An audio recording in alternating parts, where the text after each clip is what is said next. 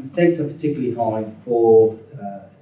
indirect tax leaders in multinationals when it comes to indirect tax, where the complexity of indirect tax in the international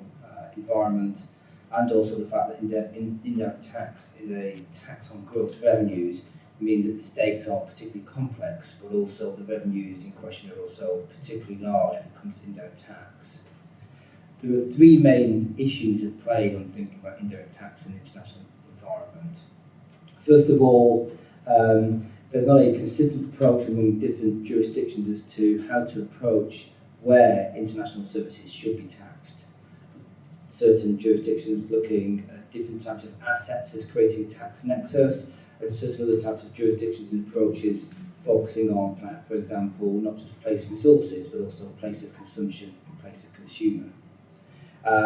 We're also seeing different regulatory and different legal frameworks across many jurisdictions and many regions, again, leading to potential for double taxation and non-taxation,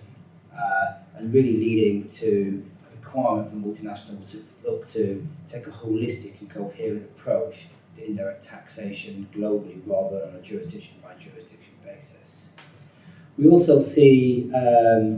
there being a lot of tension in traditional areas that previously did not provide IP heavy or digitised services, for example financial services, healthcare, travel and so on, and those sectors grappling on how to deal with the taxation of increasingly digitised services in those more traditional sectors.